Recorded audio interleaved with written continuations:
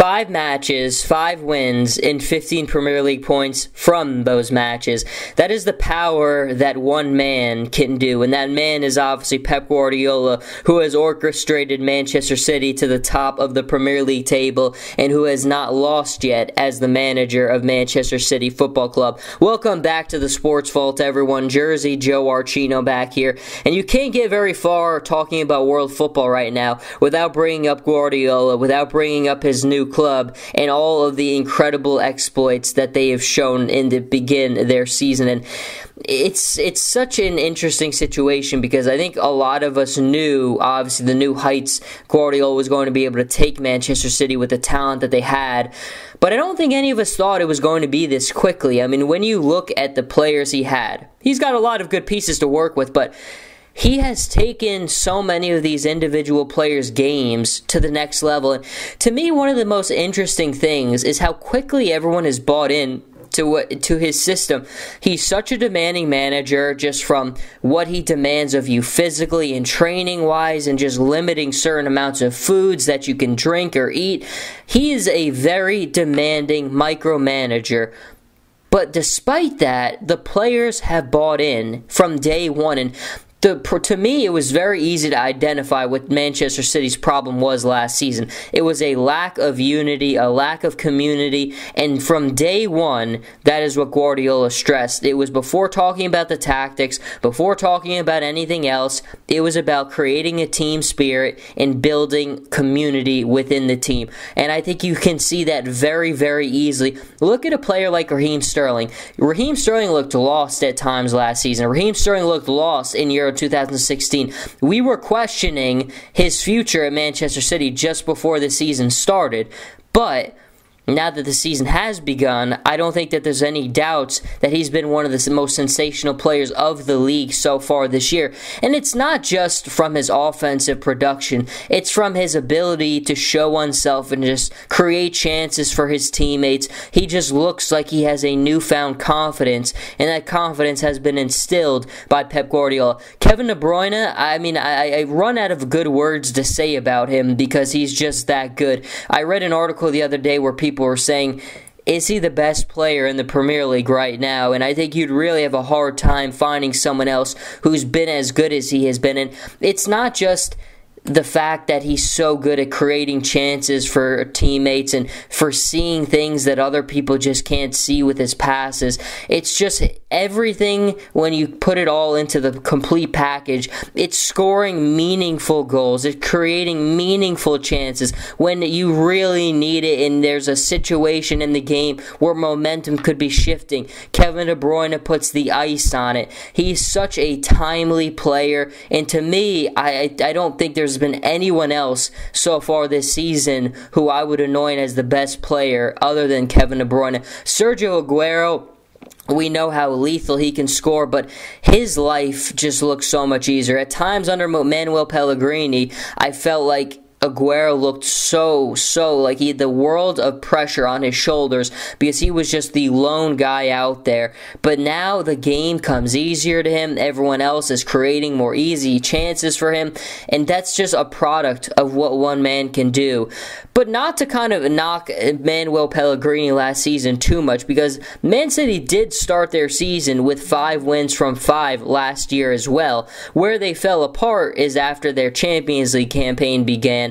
And it's very interesting to me. I mean, I think you look at it and there's just no signs of Man City slowing down. And history is written on the walls, and obviously Guardiola's history is written everywhere. And people will sometimes try to use the argument that look at the talent he had at Barcelona, look at the talent he had at Bayern Munich, but you still don't accomplish the types of things that he did unless you are just a different mind, a different thinker, and clearly he is all of those things. And what he has done to start the season for Man City, again, you can't use many words except for perfect, because that's exactly what they are, whether it's been in the Champions League or it's been in the Premier League, and they will begin their campaign in the Capital One Cup to chase that trophy.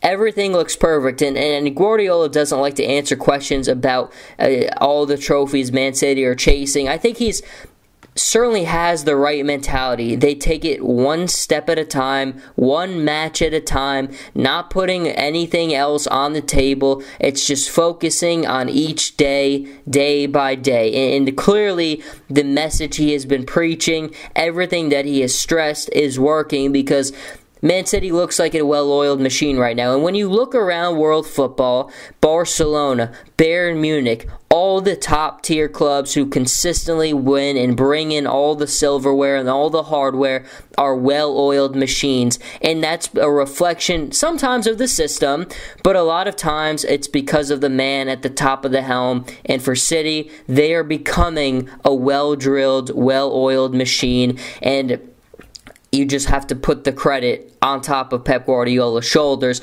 Now, it's one of the interesting things, because I think when we look around the Premier League, obviously coming into the Manchester Derby, there was so much excitement building up because Man United was perfect as well. They looked like they would be there to challenge City every step of the way.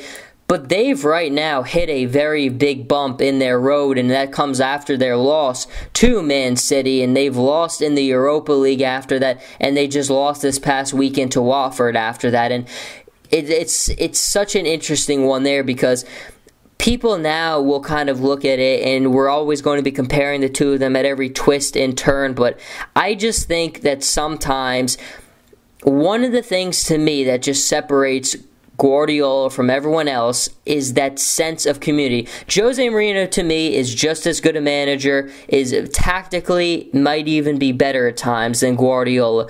But the one thing that I think Guardiola, and maybe not just him, but Carlo Ancelotti, probably not too far behind, that separates and distinguishes him is that sense of community.